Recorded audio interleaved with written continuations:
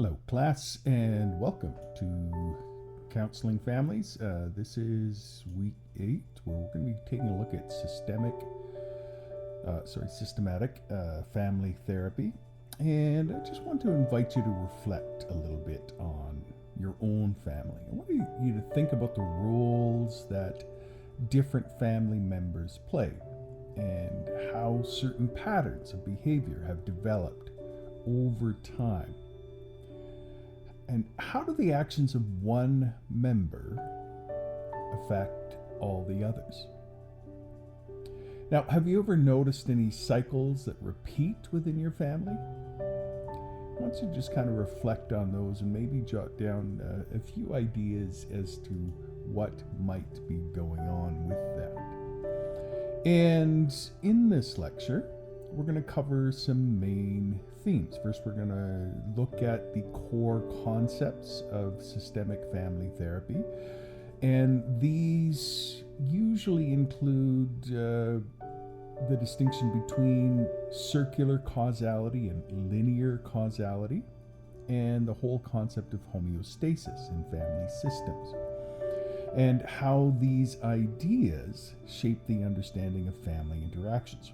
And then we'll explore how behaviors are not seen in isolation, but as part of a dynamic system of interactions that help to maintain the balance, or in a lot of cases, the dysfunction within the family.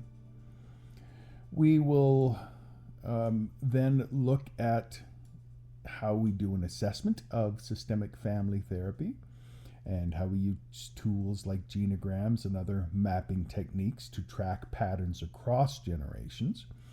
And we'll also take a look at identifying family communication styles and the roles that family members adopt, and how therapists evaluate family life cycles and transitions.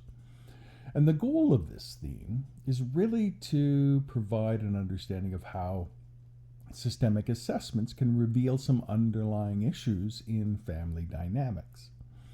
And then we'll look a little bit at the techniques and interventions in systemic family therapy, where we look at ideas like reframing or restructuring and circular questioning. And we'll also dive into the techniques like externalization and enactment, which help families re-examine and alter their patterns of interactions. And this theme really emphasizes the practical tools that therapists can use to address dysfunctional family dynamics and promote healthier and more adaptive interactions. And I hope from this lecture you get a sense that families are a system. And when you change one thing in a system, you change how almost everything works within a system. And why, when you change or help one person recover in the family, sometimes the family fights against that recovery because they don't want to change. Change is hard and change is difficult, and they'd rather let the person continue in their addiction rather than ultimately change themselves in the way they function. So recognizing here that all of this ties together. And in doing so, I want to tell you a little story about a person by the name of Gregory Bateson. Born in 1904, he died in 1980, and he's a very key figure in the development of systemic family therapy, particularly because he's known for his contributions to what is known as cybernetic theory and the understanding of communication patterns within family.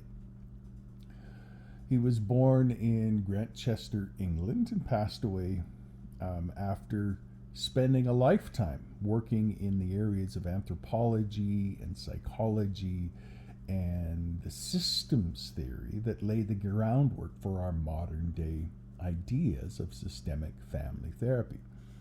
Now, there are a couple of key concepts that Bateson introduced us to. One of them is known as the double bind in the context of schizophrenia research, where he found that a double bind occurs when a person receives two contradictory messages with one negating the other, and they can't resolve the contradiction. So, for example, you need to clean your room because you're a slob. That's one message. But then the other message is, oh, you've cleaned your room, but you didn't do it the right way. You're a loser. So you're damned if you do and you're damned if you don't. That's a double bind. And that kind of way of communicating was found to be very common within families where there is particularly a parent that is suffering from schizophrenia. But it's just kind of a communication style that traps people, and that's what Bateson was concerned about. Bateson really suggests that consistent exposure to double bind situations within families can actually contribute to the expression of schizophrenia, and he highlighted the importance of communication patterns in family dynamics. So that was something he was very interested in. When it comes to Bateson and cybernetic theory and systems theory, Bateson was instrumental in applying what we call cybernetic principles to human communication and behavior. So basically, he viewed families as self-regulating systems, which is basically what cybernetics is interested in. It's about when something changes, how does the system adjust? So like if you're driving a tank and you go over a hill, how does your gun adjust to point at the target? That's cybernetics. So there's a continual feedback loop, and the feedback loop maintains balance. But in some cases, for example, sometimes in families, that feedback loop maintains the dysfunction. And the systemic perspective really shifted the focus away from the individual and their recovery to the interactions and patterns of communication within the family unit, because oftentimes the family unit would force the person back into this kind of, would hamper the recovery of the individual. And so he emphasized the changes in one part of the system could lead to changes throughout the entire family. And that's part of the reason why family therapy is so important in addictions. Another idea that he had was the idea of circular causality. Bateson introduced this whole concept of circular causality, which is a core idea in systemic therapy. So rather than viewing family problems through a linear lens where A causes B and it's nice and simple, circular causality suggests that behaviors and then the reactions are interdependent and form feedback loops. So in this way, families' interactions continually influence one another in a dynamic and an ongoing process. Now, Gregory Bateson's interdisciplinary approach to understanding human behavior revolutionized the way family therapists view and treat family systems. His emphasis on communication, feedback loops, and systemic thinking remain foundational in systemic family therapy. Bateson's work was also a very key influencer on Murray Bowen, who further developed family systems theory and really kind of became the father who when we think of systems theory, it's really Murray Bowen who's the one that really kind of deserves the main credit. But there is a lot of Bateson's ideas in Bowen's concepts, and that's something I want you to just be mindful of. Now, when we talk about systemic family therapy, it's an approach to family therapy that views the family as an interconnected system where the behaviors and the emotions of each family member are influenced by and influence the behaviors of others. So rather than focusing on an individual's issues in isolation, systemic therapy looks at the patterns of interaction and relationships within the family. And this approach emphasizes that problems within families are often maintained by ongoing cycles of communication and interaction, and that solutions arise from altering these systemic patterns.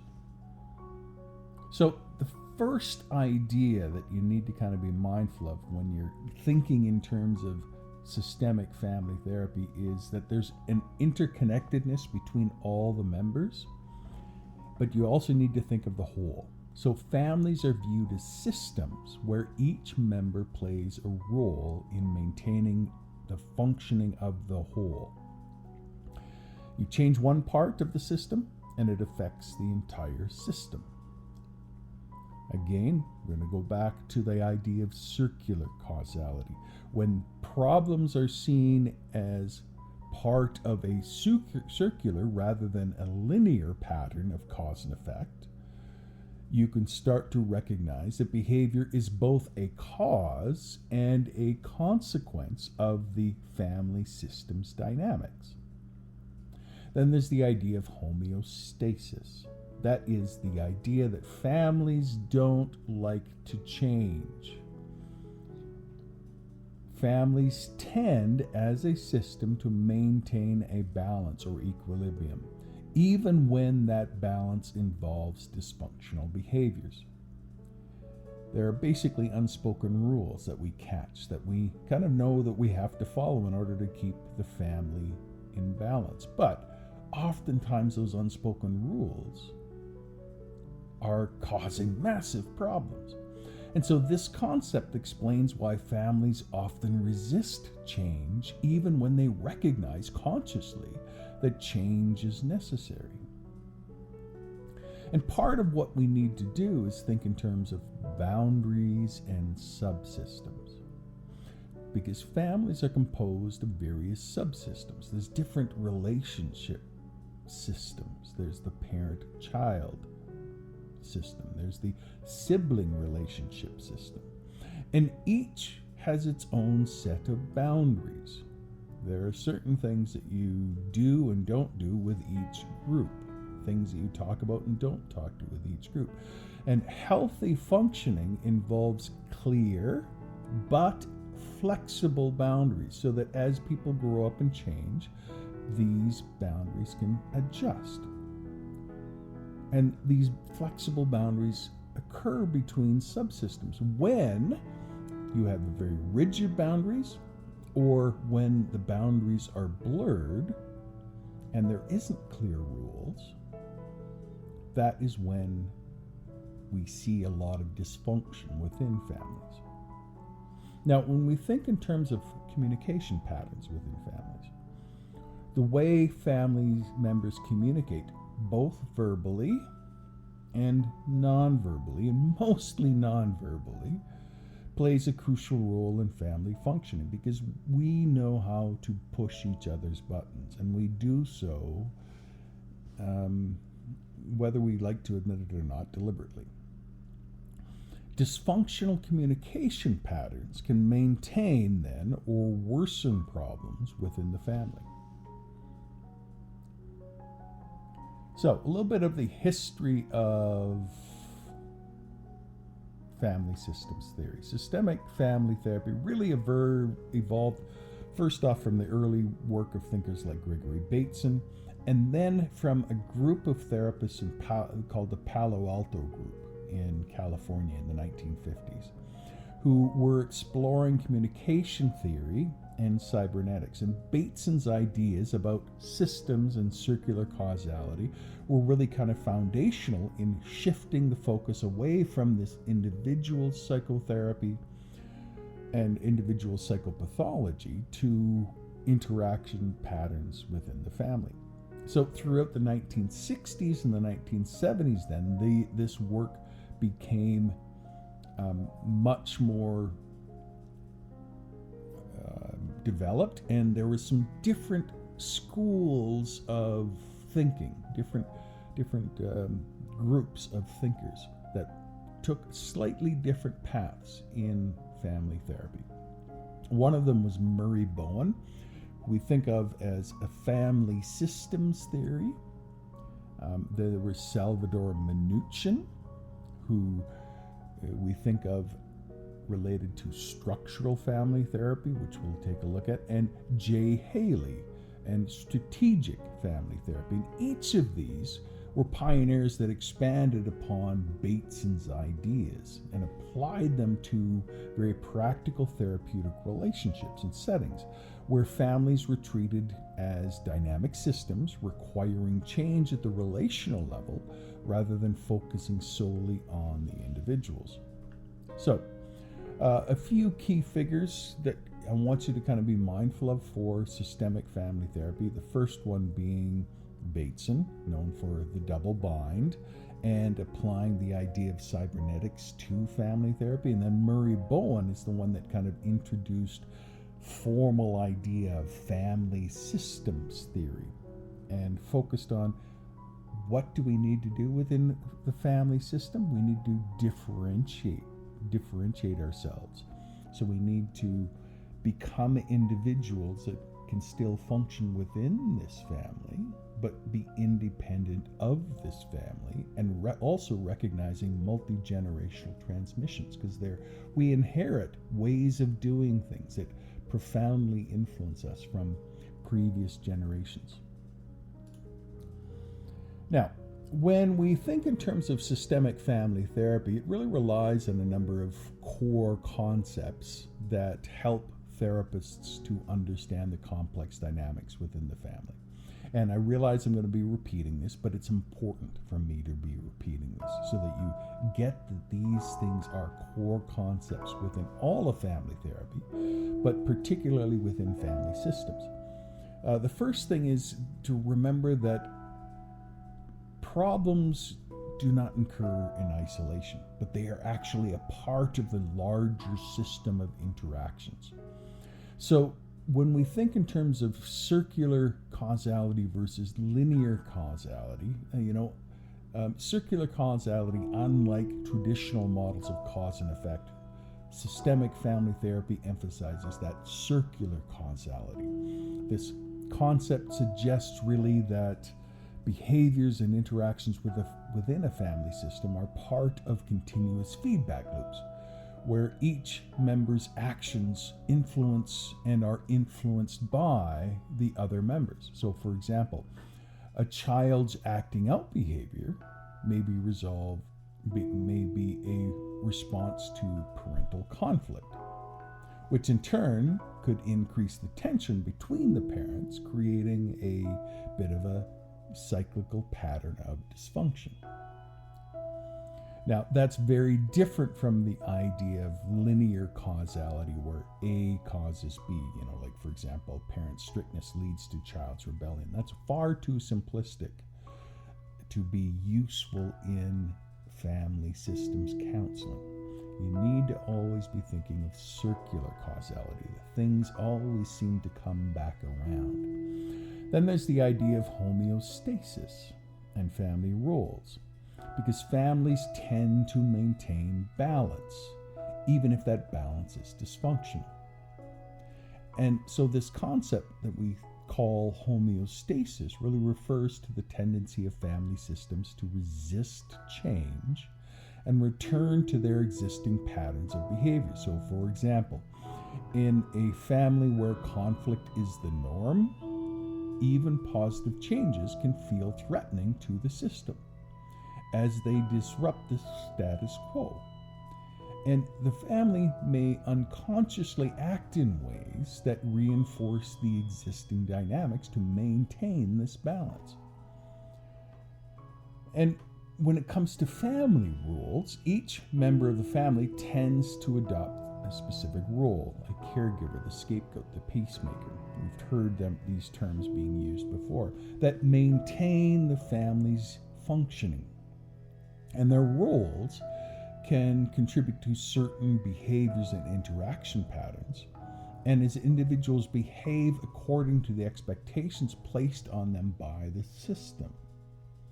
So we're not really being ourselves, we're playing a role within the system. And that's where the whole idea of the concept of differentiation of self comes from the Bowen's idea of family systems theory.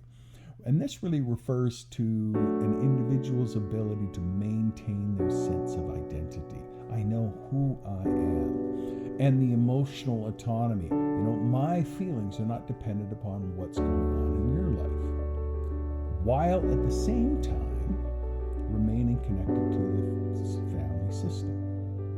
So when individuals with low differentiation, that is, what's happening to you is going to overwhelm me, that's low differentiation. A person may be overly reliant on others for approval and emotional regulation, while those with high differentiation can manage their emotions and maintain their independence. It's important really to recognize that you are a person outside of your family. Sometimes your family will demand that you be nothing unless you're with the family. And that can be very destructive and dysfunctional and controlling. So differentiation of self becomes a very important part of this process. It doesn't mean that you abandon the family. Of course not. Family is important. But it's that you know who you are and are not controlled by the family. And in so doing, you can then help the family to adjust and become more healthy because you're not dependent upon it, at least not completely. Then there are emotional situations called triangulations that occur within family members. So basically, it's when two family members are arguing, they tend to draw in a third member in order to reduce the tension between them. And this can serve a way to maintain homeostasis, but oftentimes it exacerbates relationship problems. So for example, in a marriage where parents are frequently in conflict, one parent might turn to a child for emotional support. And the problem is this creates an unhealthy dynamic where the child becomes involved in adult issues. Then there are family life cycles and transitions. Families go through various life cycles. They go through growth stages, such as birth of a child reaching adolescence, child launching into the world, and then retirement. And each one of these life cycles brings new challenges and new stressors. And relationships can fall apart at any one of these stages because they're big changes and they cause a lot of emotional stress. And systemic family therapy really emphasizes the importance of understanding how these transitions affect family dynamics and communication patterns. Families that fail to adapt to these transitions may experience a lot of dysfunction as they are struggling to adjust to the changing roles and expectations that life has thrust upon them. So when it comes to assessment within systemic family therapy, it's a crucial process that helps therapists understand the structure and communication patterns and dynamics within family systems. So systemic assessments focus on how individual behaviors are interconnected with family roles, with relationships, with generational patterns. So one of the great ways of doing this is by doing a genogram. That's that visual representation of family structure. It spans several generations and it illustrates patterns of behavior in significant life events. And it can help us to see what kind of systems we are living in and what we've inherited. Where are the patterns of mental illness, of addiction, of relational family conflict? And how are we inheriting these things? And then we can start to think in terms of communication styles and systems and boundaries. Systemic family therapists always want to assess how family members communicate with each other verbally and non-verbally? Are the communications open and direct? Are they marked with avoidance? Is there a lot of secrecy? Is there indirect forms of expression? And dysfunctional communication patterns are often play a very central role in maintaining family issues, from misunderstandings or unclear communications, and all of this can escalate conflicts and lead to unhealthy interactions. So one of the things we need to think about are, what are the subsystems within your family? The parental subsystems, the marital subsystems, the sibling subsystems. What are the dynamics going on there? Is there competition? Is there cooperation? And by assessing these subsystems, we can help to understand the different alliances and the different tensions that exist within the family unit. So, for instance, are there coalitions between certain family members that exclude others? Are there boundaries between parental and sibling subsystems that are appropriately maintained? Are they appropriate, or are they serving some other function? And then boundaries. Boundaries are key to understanding key family dynamics. Boundaries that are too rigid, where there's just a simple rule and there's no discussion, is never healthy. It can lead to disengagement between family members. But if things are too diffuse, what we call enmeshment or blurred roles, where if I feel something and I'm upset, then you're upset and everybody's upset, that's not healthy either. So systemic therapy aims to create clear, healthy boundaries that allow for both connection and autonomy among family members. When you think of boundaries, really a great analogy is skin. Skin is flexible. If skin was solid, well, we wouldn't be very good functioning human beings. If everything was solid and we couldn't bend our skin, that's important. But we also need skin. We don't want to have no skin, because we have no skin, well, we're going to get sick and we're going to get infected by everything that everybody else has. So we want flexible, protective boundaries. That's what we want. And then, of course, we want to evaluate the family life cycle. Where is the family within their life cycle? Are they at that stressful point of having little children in the house?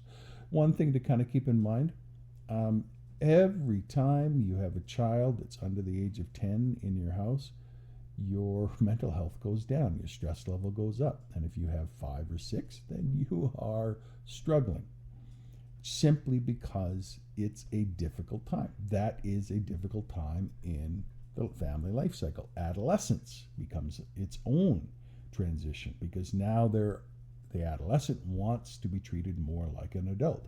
And there is that challenge of you recognizing they aren't an adult yet, and so it's the adjustment period there. Then there's the launching of young adults and having an empty nest. That is its own challenge. And then there's retirement and kind of that massive shift away from having a steady income and what that does. All of these things are big parts of the family cycle that we need to be mindful of. So there are a few things that we want to just kind of be mindful of here. And that is that, first off, we want to remember that the family wants to be homeostatic. It wants to maintain itself. So when we are doing any kind of treatment within the family, we need to kind of be mindful that we need to make specific helps for helping the family to adjust to those, and to help them recognize that the family will instinctively try to stop them from doing that.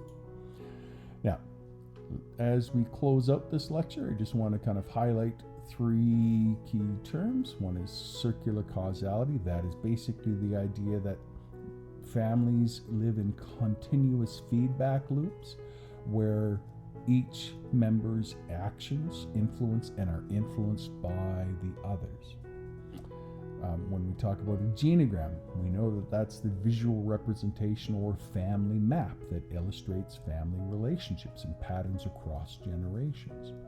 When we talk about differentiation of self, that's that concept from Murray Bowen's theory that refers to an individual's ability to maintain emotional independence and clarity of thought while maintaining a connection to the family. So higher differentiation allows individuals to manage their emotions more effectively and reduces emotional reactivity in stressful family situations. So, if we were to ask the question, what's the best way to describe the concept of circular causality in systemic family therapy? Well, I would suggest that it is, as it says there, circular causality views family behavior as interdependent, where actions within the family influence and are influenced by others. Hope you enjoyed this lecture, and I will see you next week. You take care. Bye-bye.